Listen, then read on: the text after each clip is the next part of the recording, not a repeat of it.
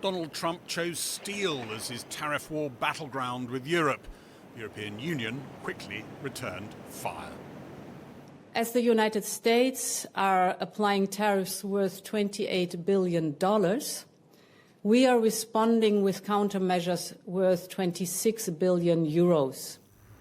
The first EU leader to visit Washington since the steel tariffs were announced was Ireland's Prime Minister.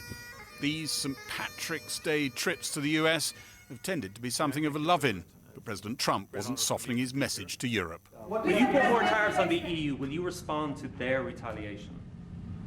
Of course I'm going to respond. You will retaliate The problem with more is tariffs. our country didn't respond. Look, the EU was set up in order to take advantage of the United States. Including Ireland? Is Ireland taking advantage of the US?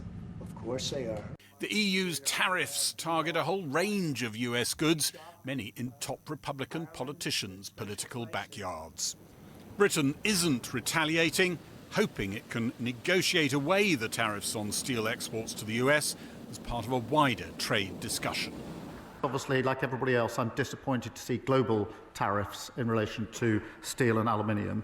But we will take a pragmatic approach. We are, as he knows, negotiating an economic deal which covers and will include tariffs if we succeed.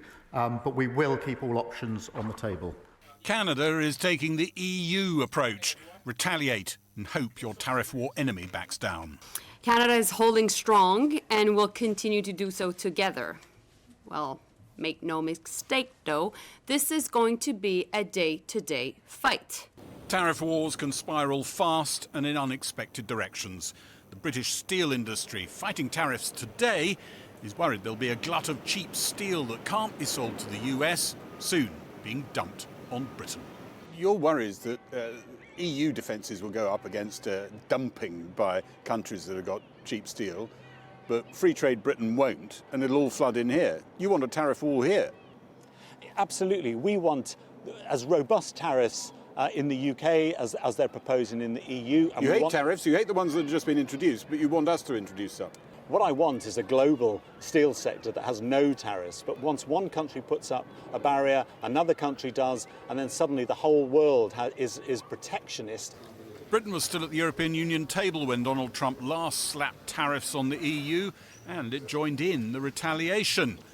The tariff war was contained then, but could be different this time. He might just go doggedly for a full-scale trade war, which didn't quite kick off last time when you were a minister, and you really worry about that.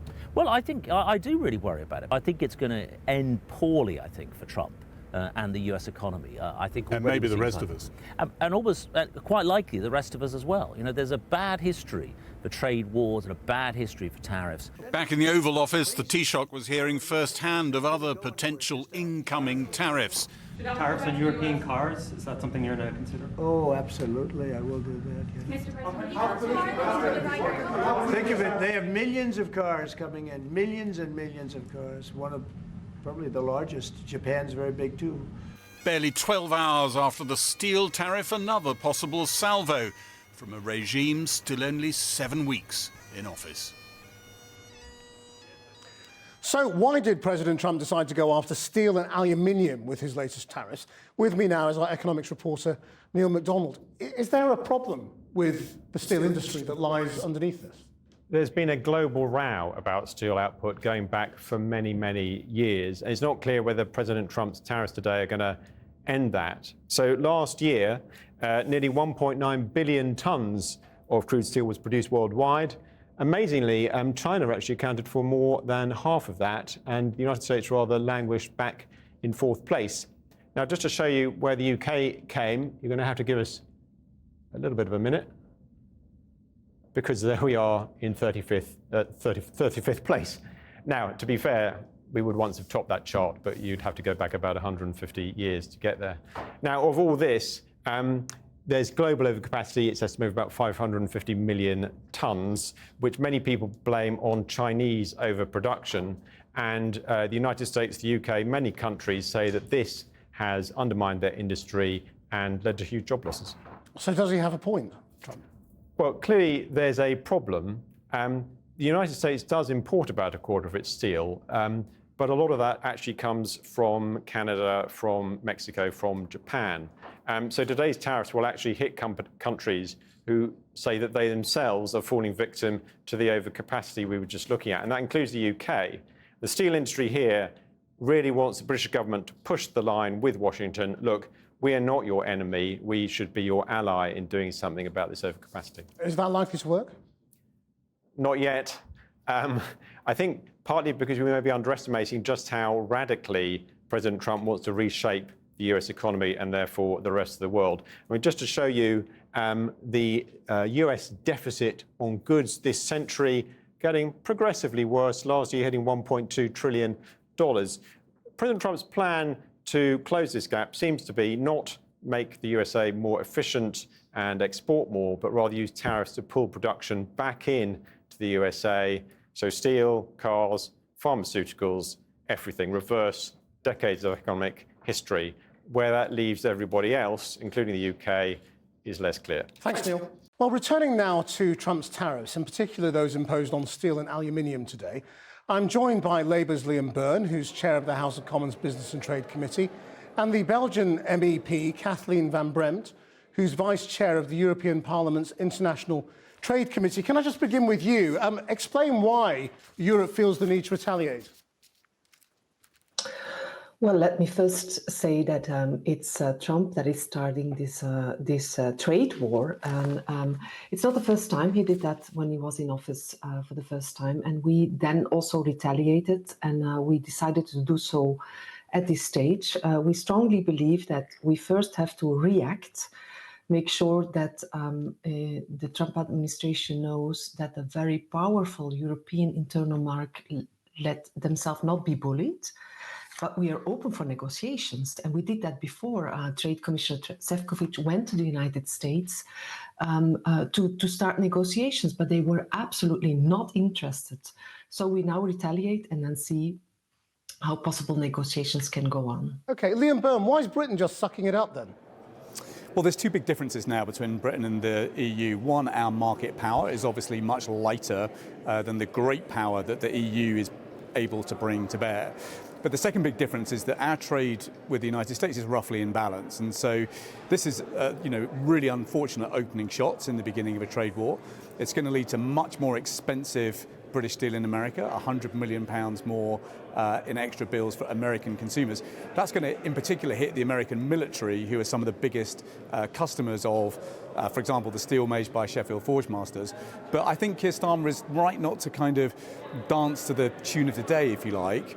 Just it does need some cool heads now in the UK, and perhaps a strategic approach where we say, look, if we can get these tariffs taken down through the negotiation of a broader trade agreement, that is obviously in our interest, while reserving the right to retaliate in a targeted way if that situation fails. And then crucially, we've obviously got to redouble the defences of our own domestic steel companies. I mean, it looks like you're just sacrificing the British steel industry for wider geopolitics. I mean, you saw that British steel boss earlier saying they want retaliatory tariffs and it's the only way they'll survive. Of course, but as I say, I mean, I don't think it's the right strategy for the British government to dance to the tune of the day. I mean, I think we should be trying to take down these tariffs strategically as part of a bigger trade agreement.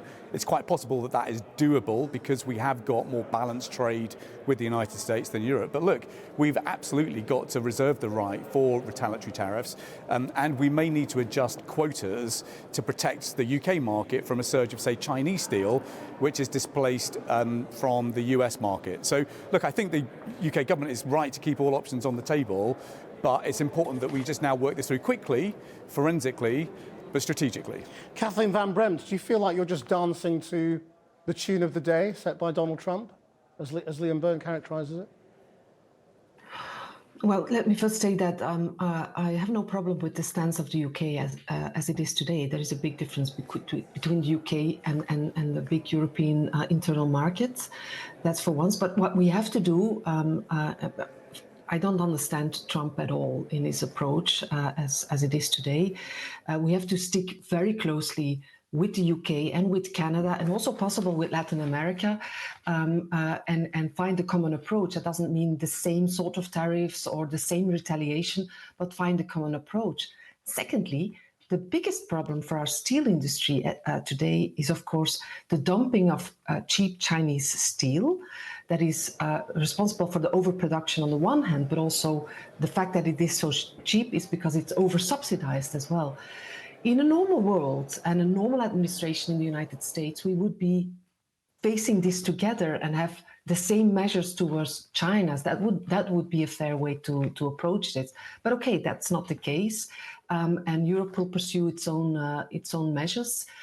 And I keep on saying we are open for the dialogue with the United States, but on an equal level playing field on the one hand. And if he retaliates, as he's suggesting he will Europe up its own retaliatory tariffs? I mean, is this war just going to escalate? Well, we will do whatever it takes to de-escalate, but we will not let ourselves be bullied. That's one. Second, the European Union also has other options than retaliate only by tariffs. We can also look into intellectual property right issues. We can also look into issues related to the tech giants and their impact on our democracies. So we have a wide range, and we will pick and choose what has the best effect on the Trump administration, as we also look when it comes to measures to hit in very particularity. Liam Byrne, just finally, I mean, if the steel industry in Britain gets into trouble, you agree it would be wholly wrong for the taxpayer to have to pick up the cost of Trump's tariffs, I presume? You know, do you not worry that the voter who is increasingly sceptical about Trump, people were furious about the way he treated Zelensky, are going to start expecting you to stand up to him at some point in time? Absolutely, but I don't think retaliatory tariffs are necessarily going to deliver that. I mean, it's absolutely right. The bigger problem that the steel industry has got is huge overcapacity in China. And so us joining together with the European Union in what's called the Carbon Border Adjustment Mechanism is one of the big moves that we can make over the next year or two. If that reset brings us together on this, that can actually provide a common UK and European defence against some of the over-subsidised Chinese carbon. But look, we just don't have the same kind of tools at our disposal that the European Union has. The European Union, because of its market power, has a cudgel. The UK has got a kind of stiletto. And we've got to sort of use both of those instruments in parallel, in tandem, in coordination, in order to try and get President Trump to take those tariff barriers down. This is bad for America. It's bad for American consumers. It's bad for American workers. It's bad for the global economy. There is a shared interest in getting President Trump to take this down, not least because, of course, when our economy shrinks, that means that there is less budget available to step up defence spending, which is exactly what President Trump would like us to do. Liam Byrne, Kathleen Van Bremt, thank you both very much.